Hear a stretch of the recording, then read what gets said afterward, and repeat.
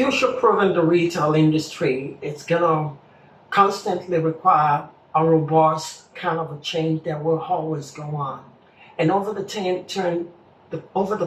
past 9 years that I've been in this industry, that's something that I have greatly understood, and I think the future of retail will also depend on a robust change that will not only come because of how retail itself has been changing, but because of how countries are designing their own systems and policies to be able to address the need of their consumer market.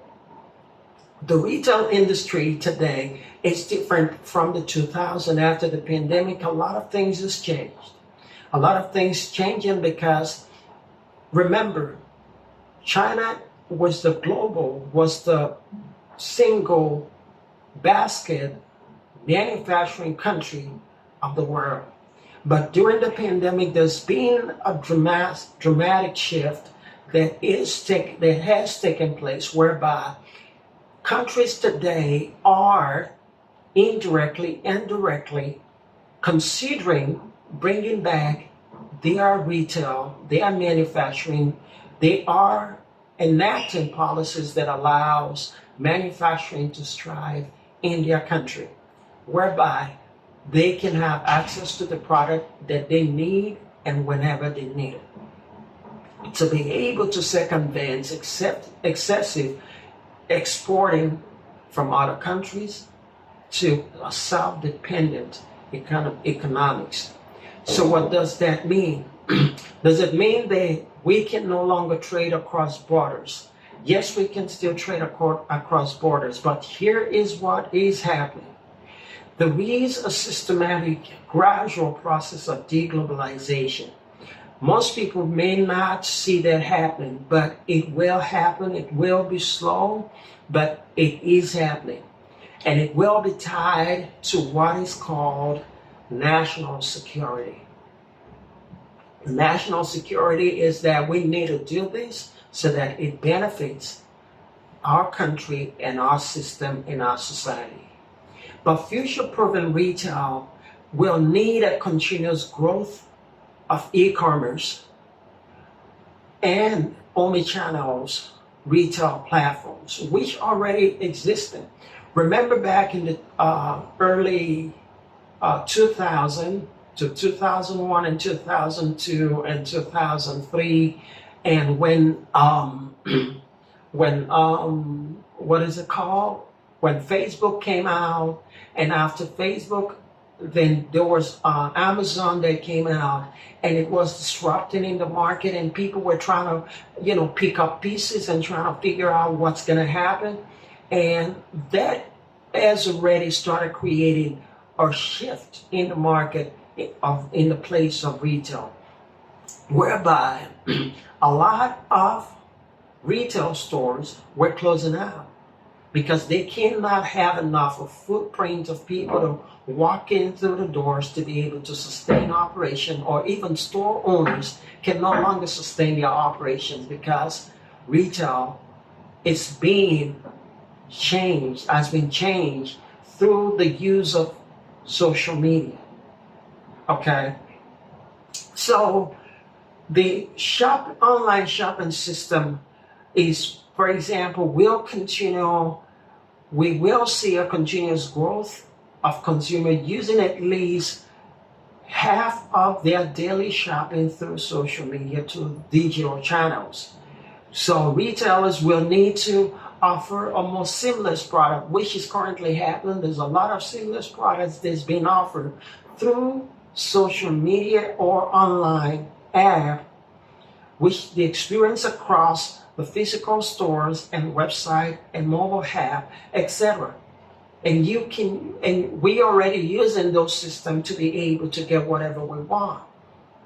Number two of future-proofing the retail industry will be the increased use of AI, which is currently an automated technology like AI-powered products, recommendations, chatbot, for customer service and robot processing in warehousing and stores will become even more commonplace to enhance efficiencies and the customer base experience. So number 3, to future-proof, retail will be emphasizing on experimental retail. Physical stores will need to evolve to become more engaging, which is currently happening across the store, to become more engaging and immersive space that provides unique and experience to draw in customers. Okay, these could be included in interactive display, in-store events, and personalized service. This practice are already done by a lot of stores, whereby there is been enormous events of displays, but some retail stores are also falling behind. But guess what's happening today? A lot of retail stores have gone through a lot of renovation and a lot of redo to be able to create that experience, so customers can always come in and they can feel the experience that they want. That they can, if you are sitting on your phone or on your computer, may not be able to gain that same experience, but going to the store, the experience that you have is not just going to buy what you need, but the experience that you have is the atmosphere, it's the people, it's the product, it's the feeling of the product that creates those experiences that you need. Then you look at number 4 is sustainability and the ethical side of doing business.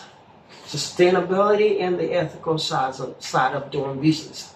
I remember back when I got into retail early, and most people will ask me, what is the ethic behind your product?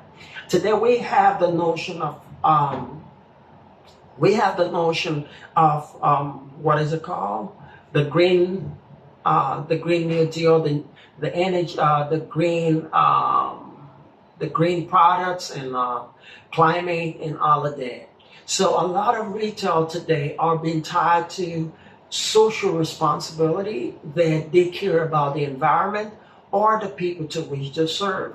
So retail sustainability and ethical value will be playing a major role in terms of how retail is being done today, because people are concerned not only for what they use, but what is it that they leave behind in terms of sustainability, in terms of the environment, and in terms of community, and in looking at what is it entrepreneurs are doing to be able to effect change with their products. Sourcing, consumers are increasingly demanding that retailers prioritize environmental and social responsibility in their operations and product sourcing. Retailers will need to demonstrate their commitment to sustainable and ethical practice. Exactly what I just mentioned, ethical practice.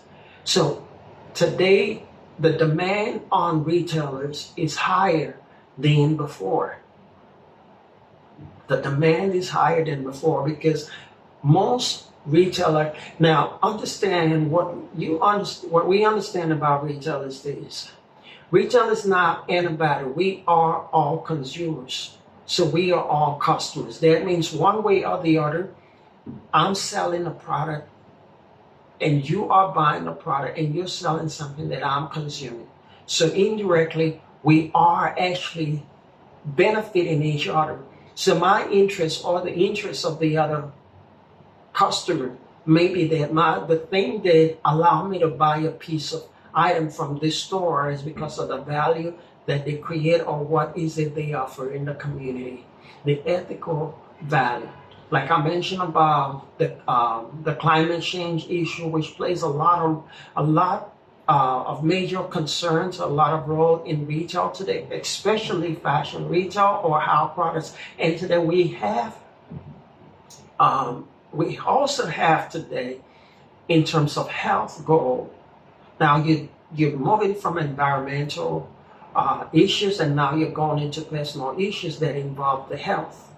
Okay, whereby people are carefully looking at products that they consume or the things that they use, that it's helping them grow healthy and grow stronger. So those are things that plays into retail, and it's becoming more and more demanding by customers, that they really do pay attention to those things, whether they buy it cheaper or expensive, whether they buy it in store or they buy it online, or whatever form to which the product has been made.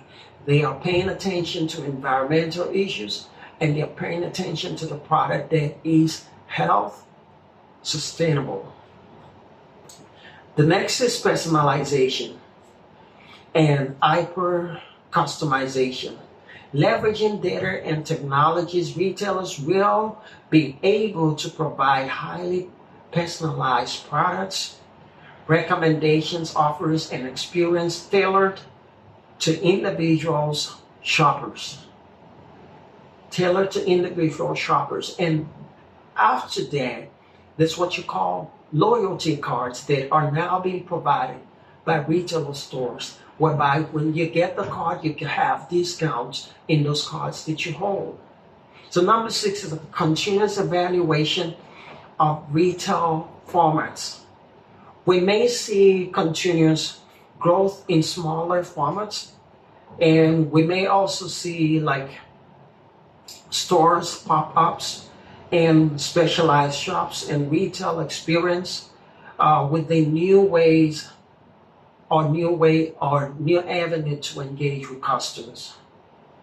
So looking at today's retail, what I need to add going forward is the dynamic of retail. No matter how much emphasis will be placed on retail, we'll still fall back to the first thing that I mentioned first, which is deglobalization. And number 2 will be health.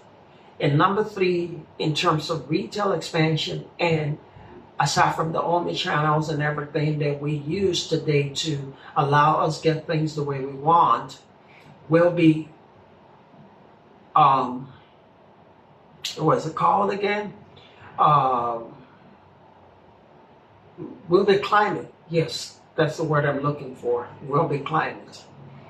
So climate is particular with a certain group of people. Now, it's not everybody that buys into the climate change narratives, but it's still there. There are people who are greatly concerned about that area.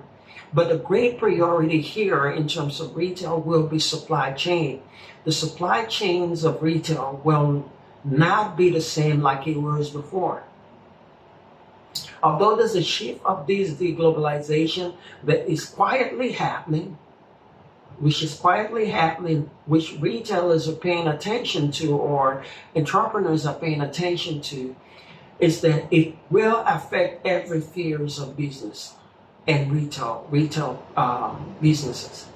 Because for a retail company like ours to be able to be sustainable, it's to consider where does the product come from. The ideology between where products are manufactured today is so tied into the fabric of most countries and most people that they really do ask questions, where is my product coming from?